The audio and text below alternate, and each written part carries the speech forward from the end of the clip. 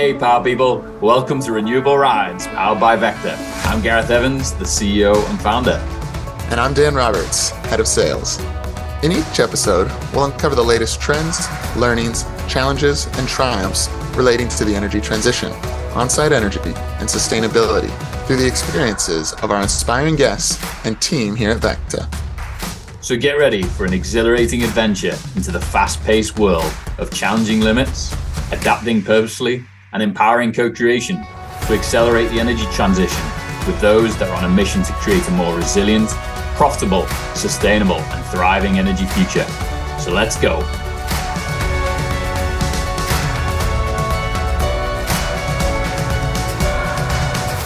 All right, folks, welcome back to another episode of Renewable Rides. And Dan and I are very excited to be joined by Cory Hewett.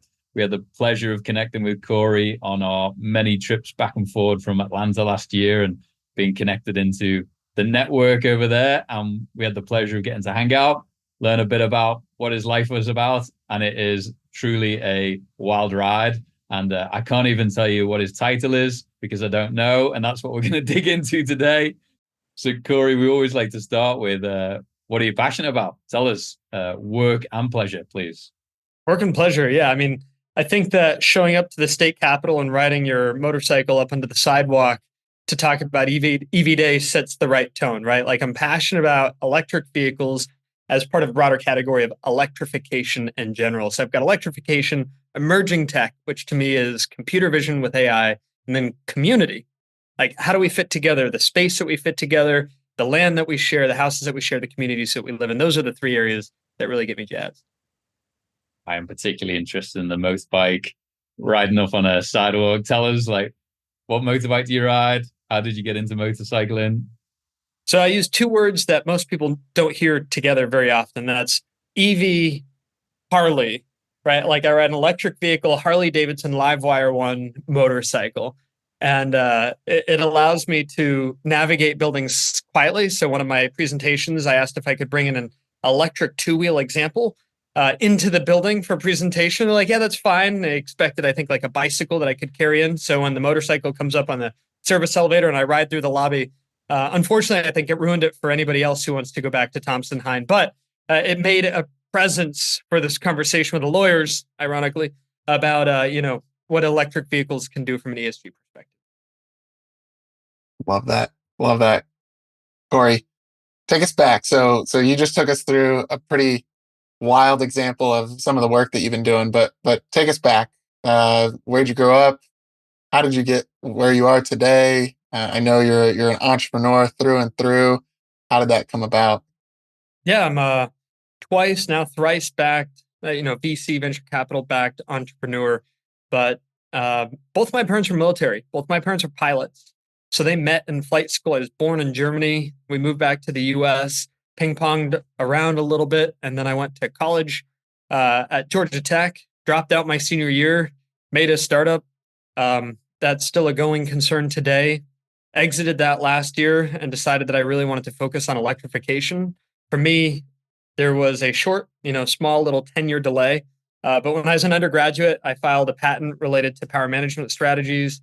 When I was an undergraduate, I got my first internship and got to work in the, Future and Concept Planes division of Gulfstream Aerospace. And we were working on some interesting electrification challenges in the flight deck or cockpit so that we could reduce pilot workload, make the airplane safer. And part of that involved replacing manual circuit breakers with digital ones. So that digital component, this emerging tech component combined with electrification, kind of that sparked that interest.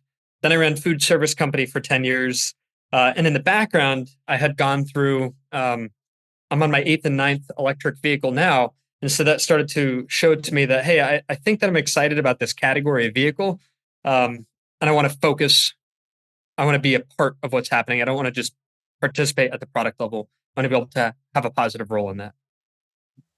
Crazy background. Like, how did you, from military pilot parenting, which is probably as far from entrepreneurship as you go, like very disciplined, process-driven lifestyle. How did that come about?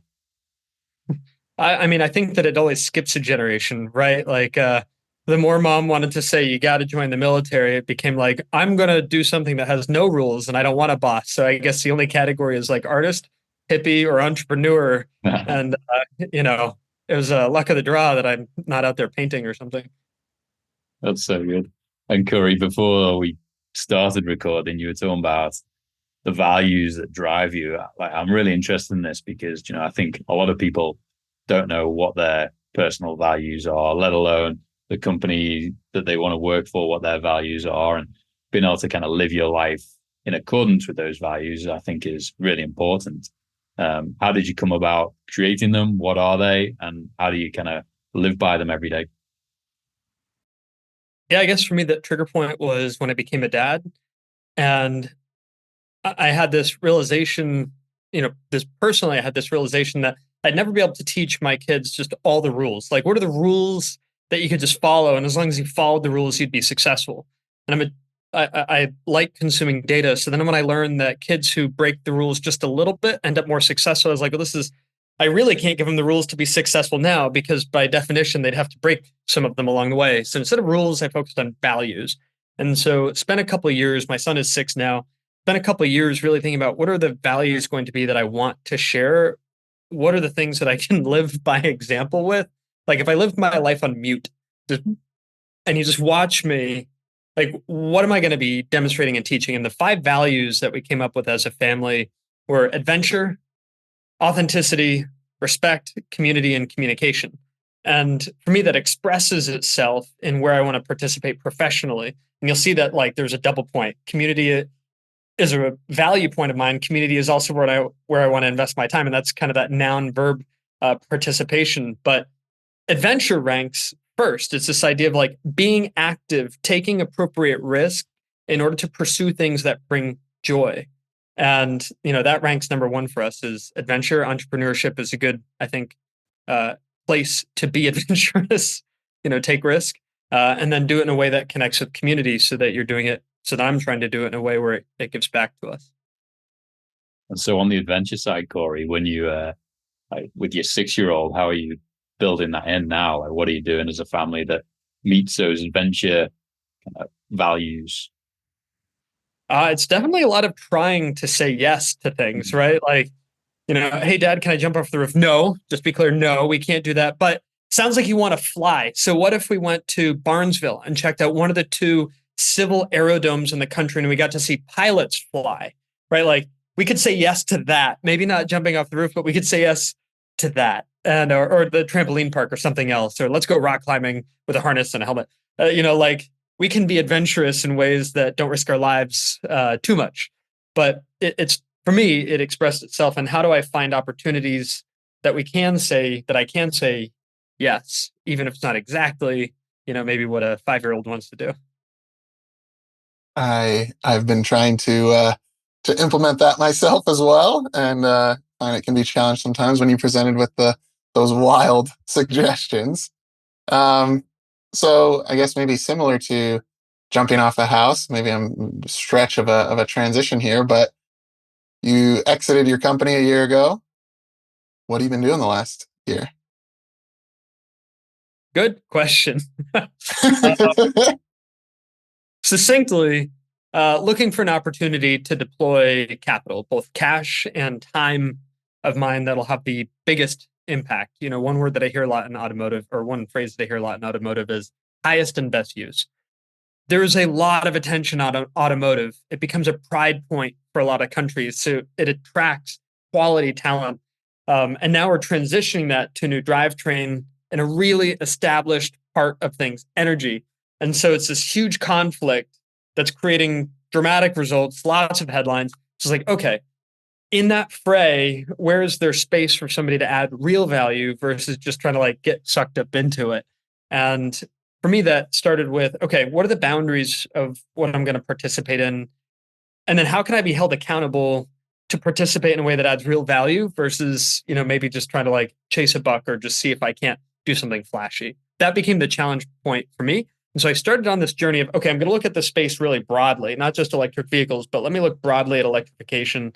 This might get a little dry. I produced like 90 pages of research, and in order to start organizing it, like, okay, I'm going to look at this in a couple dimensions. And so I picked five. Five's a good number. But I had like utility, I had like regulatory and finance, I had consumer, which included things like putting solar panels or solar appliances and things like that. We obviously had automotive, and then we had minerals mining and recycling. And that was particularly interesting to me from a deep tech space with some of what we're doing. For instance, one of the examples is like, oh, we need like underwater deep sea mining robots, like autonomous deep sea mining robots. Like, okay, that sounds really complicated, but maybe I could make a mesh network for underwater or like subterranean types of environments. It's like, okay, that exceeds the boundary conditions of the startup that I really wanted to go for. And I don't want it to subsist off of DARPA grants for a decade, which is great. We need people to do that. But that, again, just it didn't fit within the boundary conditions that I established for what that next startup was going to be. Anyway, you asked like, what did I do the last year? And I just vomited up just a bunch of like words. And my answer briefly would be, I took all of electrification, I broke it arbitrarily into those 5 sectors, and I did my best to deep dive in each of them. Good, solid synopsis. And I think we can dive into maybe each of those or a couple of those, but at have a you ever high had a level. 5-hour podcast before? Yeah, exactly. Maybe we have you back and we do a podcast episode on each of them. But I'd say, could you sum up at a kind of a high level of post this scan of the market? And I think the scan is ongoing, but what are some of your initial findings, things that you're excited about, things that you see as being major challenges? Major challenges to me seem less engineering now, more perceptive now, more emotional now, more political now, more timing based now. That's my interpretation of it. It's very much tale of two cities, right? Best of times, worst of times. You'll read a headline that's like, EVs are on fire. And you're like, on fire, like the sales are going through the roof or the sales are collapsing. And it's like, yes, true. If you ask company A, sales have plummeted. If you ask company B, sales have just like shot up through the roof. And then you've got people saying like, I feel lied to because those two can't be true at the same time. So what's happening, right? And that's like, okay, enter scene. How do you want to build a startup in this environment? Like, ooh, okay, that's fun. Lots of people built companies on hype. Major corporations are giving us like conflicting information. So what's the reality? And then how do we bring people from the fray back into the conversation? And that I've just described has kind of been like, okay, that is how the stage, as I perceive it, has been set. Here's where I want to participate. And I want to invite people who are cautiously curious to get back involved in the conversation, be able to participate in it in a way that's respectful. They can ask questions. There's no shaming on either side. If you don't drive an EV, that's fine. If you drive a gas car, that's fine. Come join us in this conversation. Let's find out. And you're saying before, you don't want to be necessarily perceived as being an influencer, but you've done a really good job of communicating your learnings through social media and other forms around what is going on in the sector. Have you enjoyed that process? And what have your biggest lessons been along the way of becoming a EV and electrification influencer?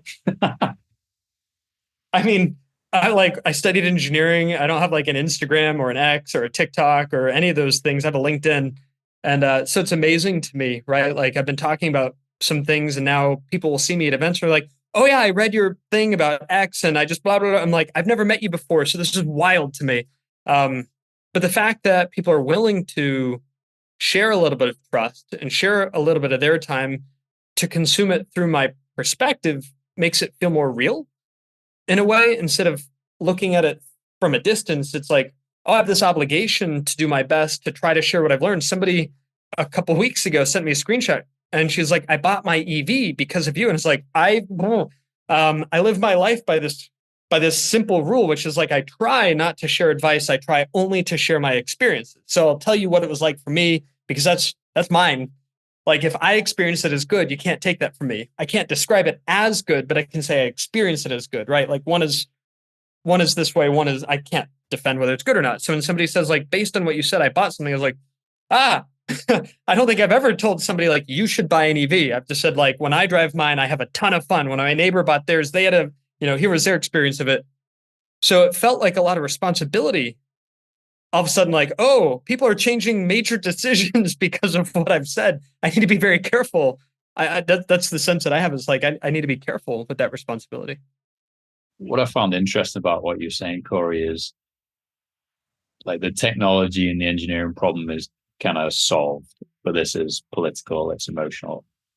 What is it about that landscape that you think is challenging? Like, where are people's heads at? What are you hearing from people? What are the biggest misconceptions? What are the biggest learnings that you're seeing as you're doing this?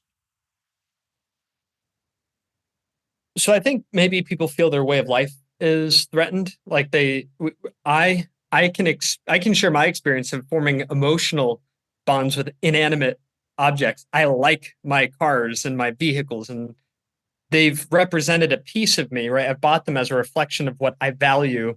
And so if somebody would be like, that sucks, I'd be like, you suck, right? Like, Yeah.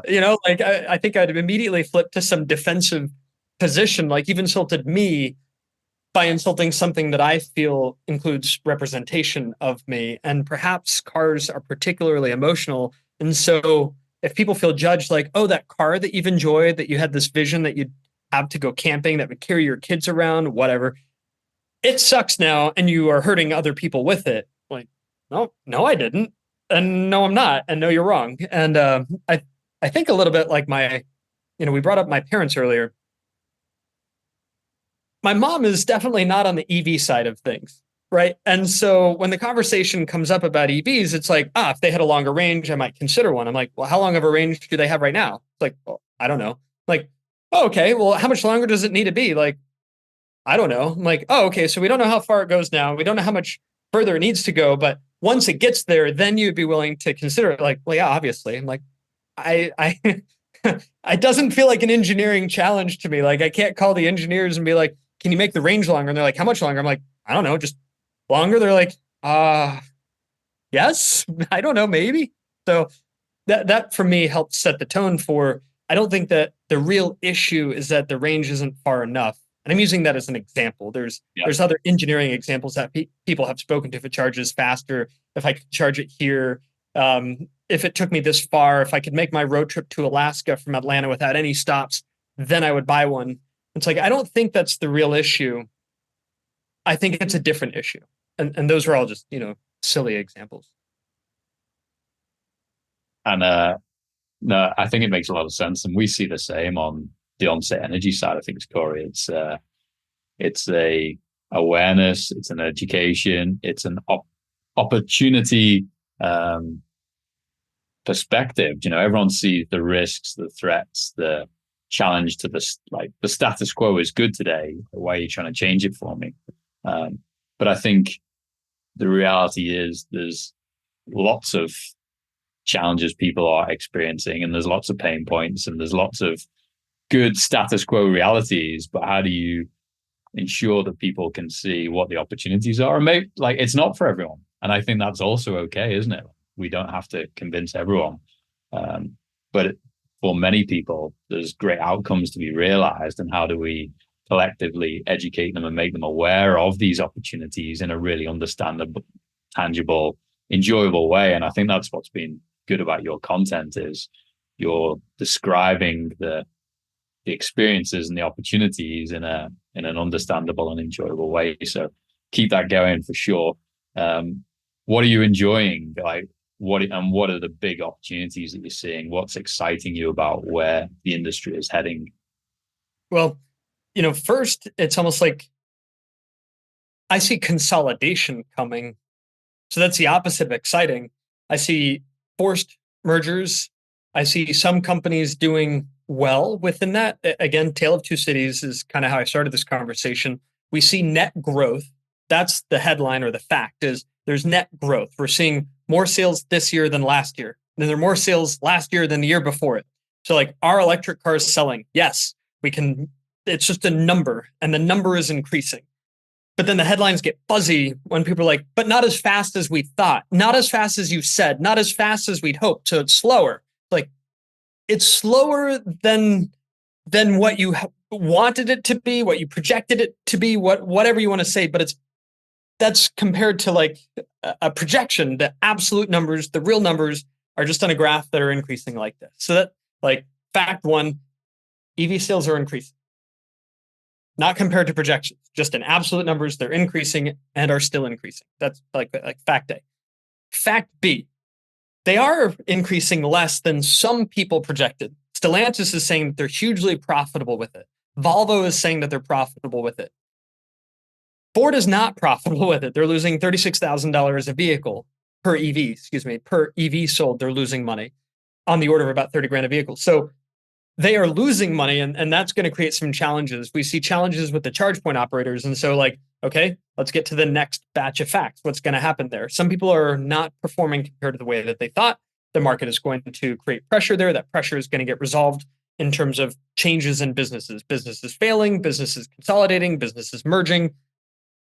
But the tale of two cities, some are going to do really great, and that's going to create opportunities for them to do even better. So like, this is going to be an interesting year for the industry where there will be more headlines that confuse people, because some people are going to do awesome. That's going to get headlines. Some are going to go bankrupt, and that's going to be what everybody points to, be like, see, that's why EVs are failing. This company I only heard about 5 seconds ago died. That proves the whole industry is dying. And it's like, oh, no. Anyway, so like A, B, and C, we just went through 3 facts. What am I excited about? That creates a lot of opportunity for people. It creates a lot of opportunity for you and for me, because as things change, that's an opportunity for us to participate and help people through that transition, whether it's helping somebody get an EV for the first time, and there's lots of value stakeholders in that, or if it's building technology, right? Like if we're a B2B or second order solution for these companies that are participating in it, creates a lot of opportunity because of this transition. So the change is going to suck for some, but the change is going to create opportunities for others. Thankfully, right now, I'm part of the other side. And that's what I'm excited about.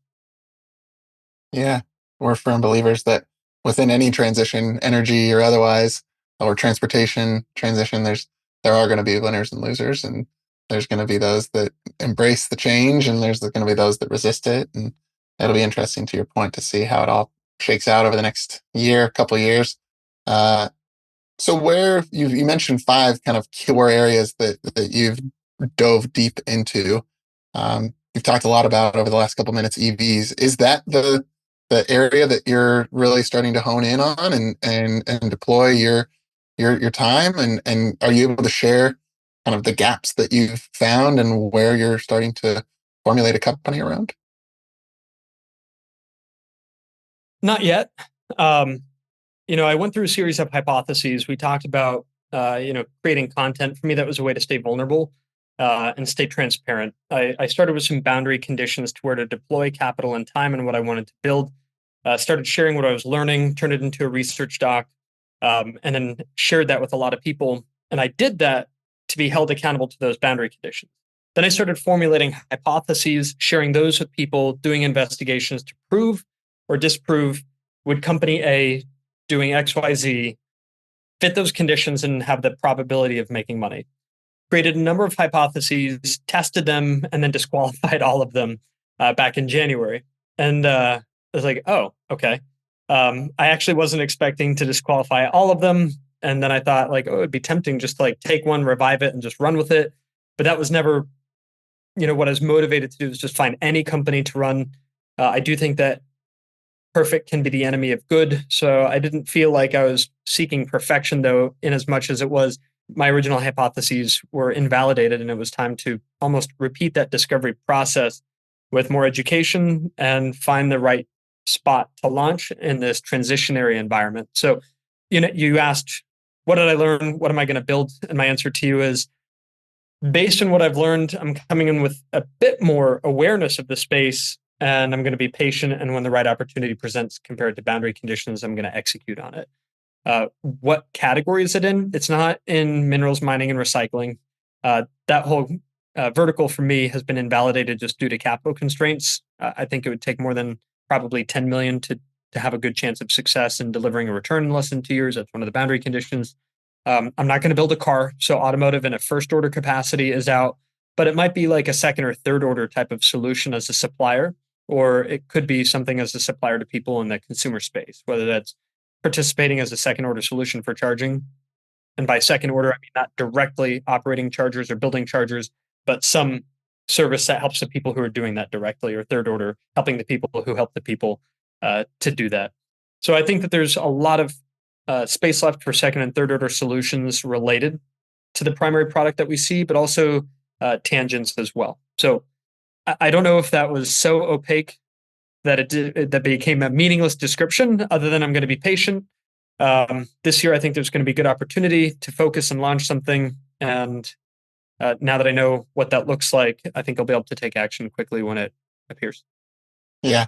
I mean, you're absolutely taking the scientific method to a T to this kind of overarching problem that you're looking at. In the process, you've become a bit of a hub for information, and you're sitting in not your home today. You're sitting in a place to go educate people. Maybe you can talk a little bit about that. Maybe some of the opportunities that have come about that this unique view on the landscape has afforded you. Yeah, I'm in a rental home here in the town of Serenby. I'll be leading a discussion with the town about car ownership and electric vehicles tomorrow evening. And I was surprised because it got like double digits numbers of families that are going to be participating from the community. So we had to get a larger venue than I originally expected. I didn't know so many people would be enthusiastic to talk to us about EVs. And what's the top was the topic there? Realities of EV ownership, or what? Like, how did you get people excited, and what's the message you're conveying? I originally had hoped for more of a discovery session. It was like, I want to hear from you and learn from you, what the realities are that are blocking the ownership of EVs. So just let's talk honestly about the adoption of it. What's your primary vehicle, secondary, how do you take road trips, things like that. There's going to be now an educational component just due to the response. I don't think it can be a small group learning session anymore purely. So we'll break into small groups, do some learning, but we'll also share the realities of EV ownership and what it's like to transition from, maybe a 2-car family to 1-car family, or a gas car family to an electric car family. And based, Cory, on that research that you have been doing and having these conversations, is it the car that people still have concerns about, or is it the enabling technology, the energy prices, the lack of awareness around maintenance, affordability? Like, what is the kind of repeatable concern or challenge on people's minds that you see people trying to overcome? Yeah, I think it's a lot of like, what's real and what's fake as a category. Mm. What am I hearing that's real or fake? And then it's also, what would be different with my life? Is there anything I have to give up doing that I like doing or love doing if I were to make this switch? And then, is it worth it? What do I get from it? What's the value? And so you touched on all of those categories with your questions, but it might be, what do I get? It's like, you get less maintenance. What do I get? You get usually lower operational cost. What do I get? You usually get a more convenient operating experience. You wake up every day and your car is full. Like, well, how do I get those things? Like, well, it involves changing the product, meaning gas car to electric car, but it also means a couple other infrastructure changes, like you'll have to plug it in somewhere. And if we're open-minded to that one-time discussion, where do you plug it in at night, and we solve for that, then you get to enjoy a lot of these benefits on the back end. And then how do you still make, your family trip far away, whatever that is, whatever that looks like for your family, how do you accommodate that within your lifestyle? How do you still take everybody and, your neighbors out to dinner or to soccer practice or to the mountains where you have a second home? It's finding solutions to those. And then it's like, is this good for the environment or bad for the environment? I heard that, there's more this is misinformation. I heard there's more CO2 created when you make a battery than when you burn gas for the lifetime of a gas car. And it's like, okay, well, let's just have that discussion. How much CO2 is generated by making a car, and how much CO2 is generated by burning gas to run that car? And how does it compare between the two cars? Those are just numbers. So there needs to be no emotion. We can just talk through the numbers of that. And, you can decide whether it's good or bad for yourself. And for the point of this podcast, the numbers are very asymmetric, right? Like, burning gas for the lifetime of a vehicle produces a lot more CO2 than the CO2 or the greenhouse gases generated by producing a vehicle. But it does produce some. So it'd be a lie to say like it doesn't produce any. It does. It does produce some. It's just less, much less. Yeah.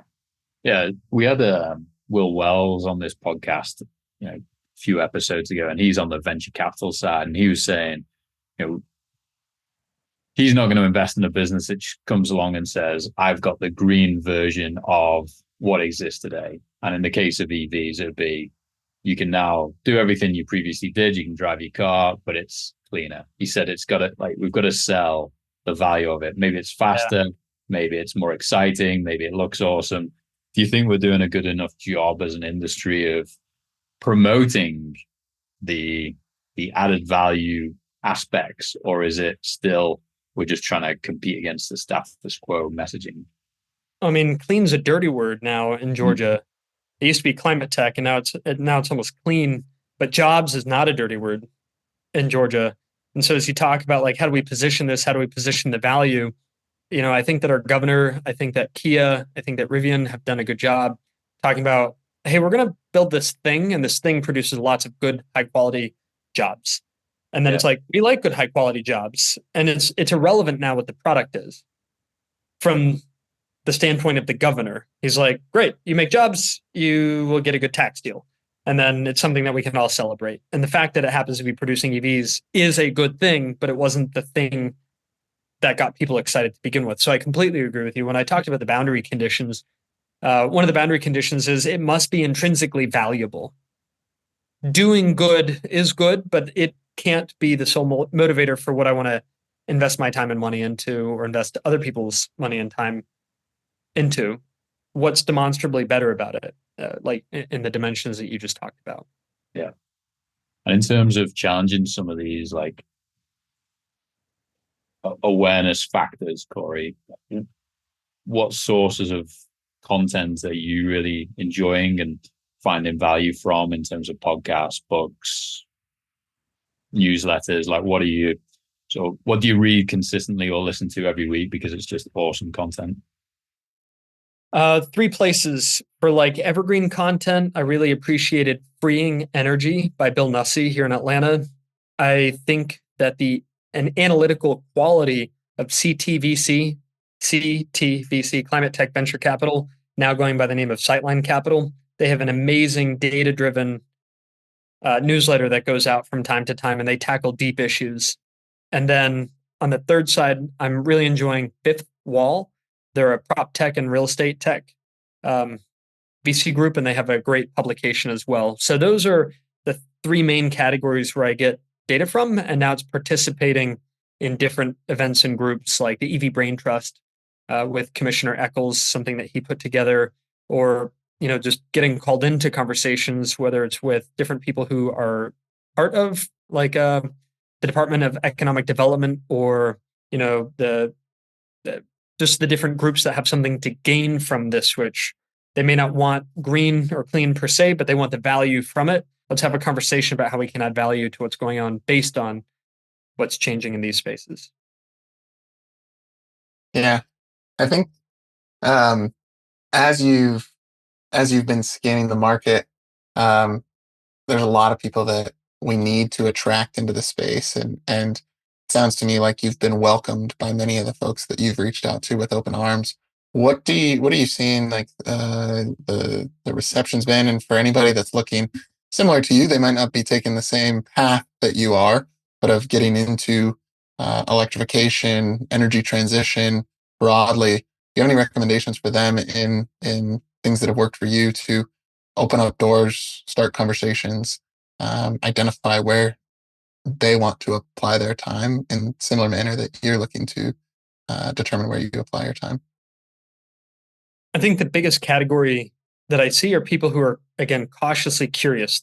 They have questions. They want to be able to ask them, where do you go that very first time? And right now, I think that we almost have an oversubscription of places designed to get you involved or answer your questions or have events, which is a good thing. Like there's a lot of groups out there now. In Atlanta, I just did a landscape conversation on the 10 in Atlanta, and a lot of groups were a little frustrated with me that they didn't get included in that top 10, right? So we have more than 10 groups in Atlanta that would be happy to put you to work, help you volunteer, educate you, feed you at some type of meet and greet event. So there's a lot happening, I think, right now, lots of opportunities to jump in and get involved. I would say maybe the best way to do it though is just to experience something, right? Like there's 8 Electrify Expo events going on this year in major cities where you can just drive all of the EVs and not in some like boring small loop, but like an exciting track and actually push the accelerator pretty far down and see what the acceleration is like for yourself. That's a fun event to just participate in and see what it's like, and then meet other people who are doing the same thing. And then find out where you connect with the different products. Like, yeah, just like go drive one. Find a neighbor who has one. Like, hey, you got a new car. Can you take me around the block? Can we go to Starbucks? Can I drive it? Like that would be that experience has worked well from what I've seen. That's great. And we always like to ask Cory, if you could be any energy transition or transformation technology, what would it be and why? If I could be any, it could be an EV, it could be the charger, it could be like any technology. What kind of what aligns with your past personality? What do you get most excited about? I mean, anything. I would pick like a big yellow school bus with this awesome bidirectional charger, so I could like power a town and bring all my friends with me. Right? That's awesome. Yes. I love that answer. Expand on that for people who don't even understand the concept of vehicle to grid and the opportunities there, Cory. I mean, I'm just thinking about like a big vehicle with lots of seats and an appropriate sized battery. Most of its life, it carries people around, but that big battery has lots of energy in it. And that energy you could recover and send it back to your house or back to your town if something happens, like the power gets knocked out, a tree falls or whatever. Or if it's really expensive, like in California or in the Northeast, where the prices just go up because they're out of power. You're like, not a problem. I got plenty of juice in the bus. I'll plug it into the town and boop, take care of us for a couple hours. So if I could be or do anything, I'd have like my own giant yellow school bus, carry people around in it, and then power the town when I needed to. Adventure and community. I'm sure that it checks off a couple of your other personal value boxes there. Way to stay on brand. What do you have any favorite quotes, whether just personal or business related quotes that you reflect on to help drive you forward? Yeah, probably G.K. Chesterton. I listened to the very best of advice, or excuse me, I owe my success to having listened to the very best of advice and gone away to do the exact opposite. And I don't have the answers. If you listen to the podcast and you're like, oh, I'll just do what he did, I'm like, you're screwed. I want to have as little advice as possible, but I'm happy to share, my experience of trying things, doing things, failing at things, and occasionally being met with some success. And on your travels, you've met a lot of people. If you could have us interview anyone on this podcast, who would it be? And what would you ask them? Man, I'd actually really like to have a conversation with Sophie Purdom. She's one of the founding team members at Sightline Capital, but I've never chatted with her. So like that is somebody that I'd enjoy learning more from and, being able to have a podcast with or something. That's great. What would you like? What's the burning question you'd want to ask it? I just perceive this high degree of analysis sitting at just such a good vantage point that it really would be like, what are the things that I'm missing? What do you see that's going to happen next? What's the least popular opinion that you have that you don't put in your newsletters? Everything that they produce is well defended, highly researched. So it's like, okay, if we just go just a smidge further, where's the speculation that you see off the record? But those would be the types of questions that I want to know. And Cory, if you could, I think one of the big things that's caught my attention today is your ability to live that kind of work-life integration philosophy. Have you got any advice or stories that you can share to kind of close us out as to how you do this and why you live your life like that? Oh man, sometimes we ask questions like that and I immediately jump to the existential, right? And so I need like a squirt gun to squirt myself in the face with and bring me back to like, oh, we're on a podcast and people just need, not the 5-hour version and the dimensions that were all examined, but what is the essence of it, of work-life balance? I don't perceive any difference between work/life. I'm trying to participate in an area where hopefully I'm adding value across those three pillars and in line with the values that I have. I perceive very little differentiation between who I am when I'm working and who I am when I'm in the community, because hopefully what I'm doing in both is helping the other. Maybe that's a very squishy or very silly answer, but yeah, I get to be me everywhere I go, or maybe sometimes I'm stuck being me everywhere I go. So, what am I going to do with it? That's great. Authenticity of it. I was just going to say exactly that. Continue to be authentically you. We've had the pleasure of spending time together in a couple different places, and you've always stricken me as someone that wants to develop the community, build a better world, build the opportunities of tomorrow. Not necessarily from an emissions perspective, just from all things perspective. And I think you attract people to you by the way that you hold yourself and the way that you're going about this. So thank you for taking the time to chat with us today. And as you continue on your journey, I fully expect us to have you back on once you're running hard at one particular thing. Until then, excited to continue to follow you and see all the things that you're learning and sharing.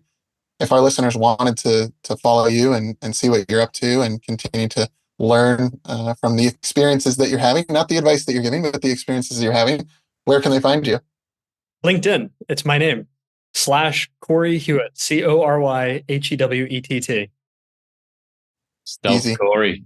Find him on LinkedIn.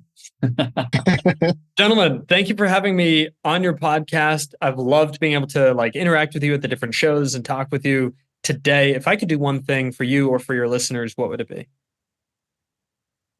Keep up the great work, keep educating, keep building awareness, and let's keep connecting the dots. I think the reality is electrification, electric vehicles, none of this can be successful without the underlying infrastructure that ties it all together. We need to be able to charge these vehicles. We need to have access to affordable, reliable, clean energy for all.